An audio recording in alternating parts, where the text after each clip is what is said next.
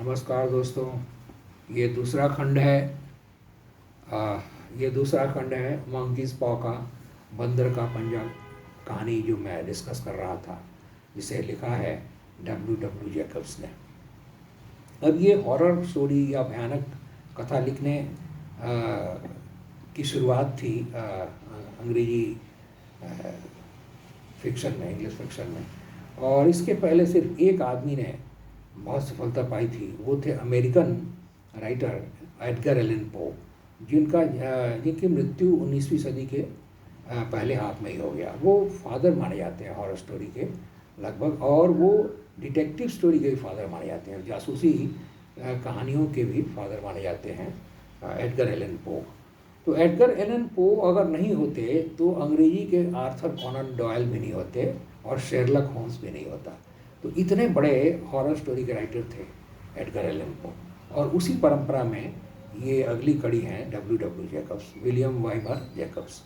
तो William Weimar Jacobs की इस कहानी में हम उस मोड़ पर पहुँचे हैं जब दूसरा दिन आता है और कंपनी से एक आदमी खबर लेके आता है कि उनका लड़का एक्सीडेंट में मारा गया, मिस्टर और मिसेस वाइट का। अब ये दोनों बूढ़े आदमी बहुत ही बूढ़े हैं, लगभग उन्होंने 40 साल तक नौकरी की है मिस्टर वाइट ने, और वो उनका एकमात्र आशा, भविष्य, सब कुछ जो उनका बेटा था हर्बर्ट, और वो एक्सीडेंट में मारा जाता है। उसके बाद उसको दफनाया जाता है, और वो क्रिश्चियन प्रथा के अनुसार, और वो कब्रगाह जो है इनके घर से, जो गांव में है मिस्टर वाइट और मिसेस वाइट के गांव में, वो लगभग 2 मील दूर, मतलब 3-3.5 किलोमीटर दूर है उनके घर से। तो उसका मैं दफना करके वो लोग चले आते हैं, और भी गांव के लोग आते हैं। इस घटना उनके बेटे की मृत्यु के लगभग 10 दिन हो जाते हैं। और ये रात हुई है, और रात को ये सोए हुए दोनों दंपत्ति। अब इनका दिन ऐसे कटता है कि न उनको समय का ख्याल रहता है, न दिन का ख्याल रखता है। वो यूं ही ऐसे बेमतलब बेमानी ज़िंदगी बिताए रहते हैं। और रात को सोए हुए हैं मिस्टर वाइट, और हठात उनकी नींद खुलती है तो देखते हैं कि वो खिड़की से उनकी पत्नी बाहर झाँक रही हैं। तो वो बोलती है कि इतनी ठंड में क्या कर रही हो, चले आओ। तो वो खिड़की से झाँकती बोलती है कि वहाँ जहाँ मेरा बेटा है वहाँ तो और ज़्यादा ठंड है। तो एक अद्भुत जो है, एक दुखद वेदना होती है जब वो अपने बेटे को के बारे में बोलती हैं। तो मिस्टर वाइट बोलते चलिए आओ, सोने चलिए आओ, और थोड़ी देर में वो सो जाते हैं। तो हठात बूढ़े आदमी हैं, दुखी हैं, और रात को बहुत थके हुए और दुखी आदमी सो जाते हैं। हठात उनको चीख सुनाई पड़ती है, और वो उठते हैं, क्या हुआ क्या हुआ।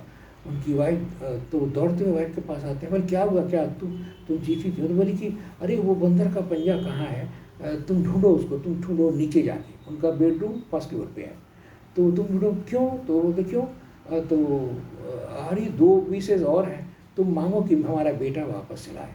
तो बोलती क्या बोलती हो, मरे हुए 10 दिन हो गए, और वो तुमको मैंने बताया नहीं।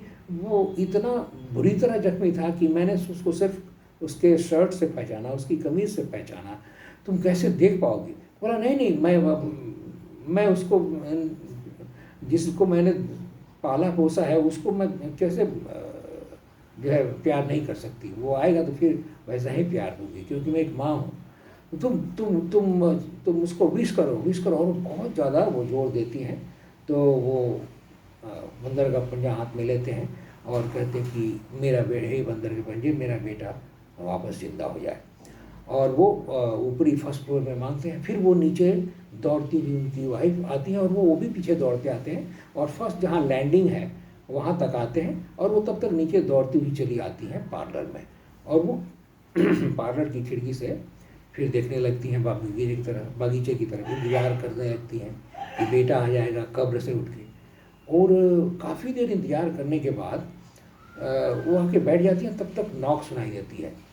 तो नॉक सुनाई देती है तो वो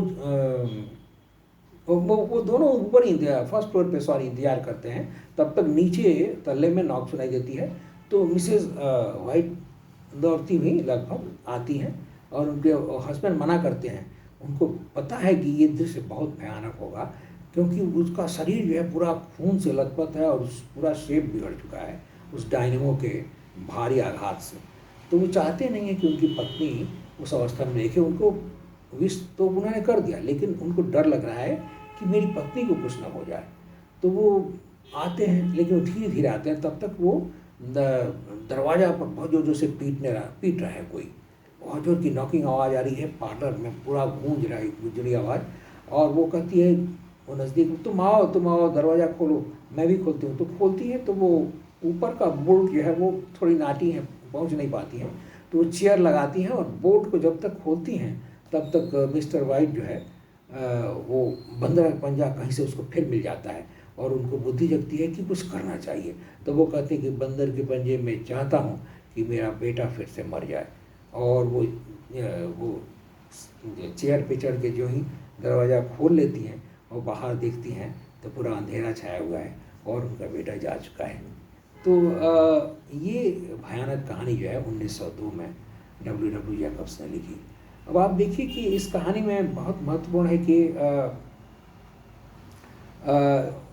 मिस्टर वाइट का जो स्वभाव है वो उस कहानी के शुरू में ही चेस के खेल में ही जो थोड़ा सा वर्णन है कि वो बहुत रिस्क लेते हैं।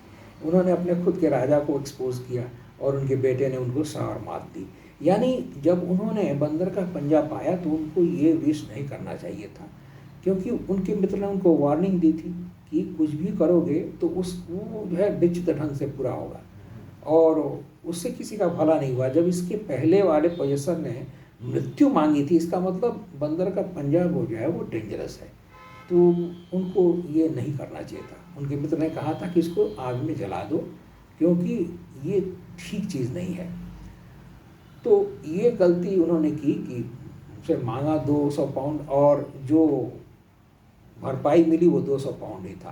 तो जो वादा जो मांगते हैं उस बंदर के पंजे से वो पूरा तो हो जाता है और लगता है कि ये तो बहुत नेचुरल है, लेकिन अजीब ढंग से वो 200 पाउंड मिला उनके मृत्यु के कॉम्पनसेशन के बारे में। वो उस एम्प्लॉय उस कंपनी का कहता भी है कि कंपनी उत्तरदायी नहीं है किसी चीज़ के लिए, प्राइवेट कंपनी है, लेकिन चूँकि हम सिंपैथेटिक ग्राउंड पे 200 पाउंड देते हैं।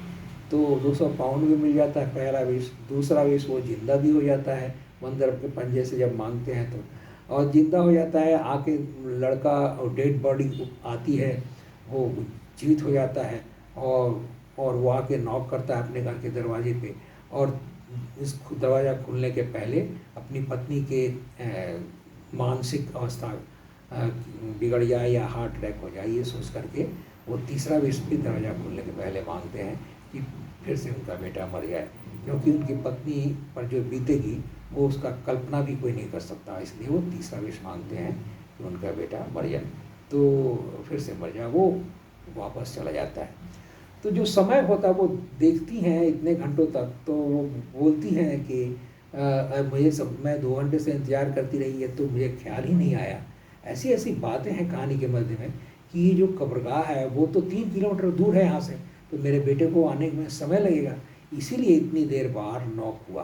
तो कहानी का जो एटमॉस्फेयर है बहुत ही भयानक है और ये दुनिया के महानतम हॉरर स्टोरीज में गिना जाता है। आप इसका फिल्म वर्सन देख सकते हैं, ये यूट्यूब में अवेलेबल है, मैंने देखा और बहुत ही सुंदर अभिनय है। ये इतनी विजुअल क्वालिटी है, ये दृश्य की तरह जब आप पढ़ते हैं तो इसमें दृश्य मानता है, वो दृश्य की तरह आपकी आंखों के सामने सब कुछ फिजिकली घटित होता लगता है। आप कल्पना कर सकते हैं, आप मन की आंखों से देख सकते हैं। तो एक बहुत ही सुंदर एक फिल्म है द मंकीज पॉ, जो आपको यूट्यूब पे मिलेगा।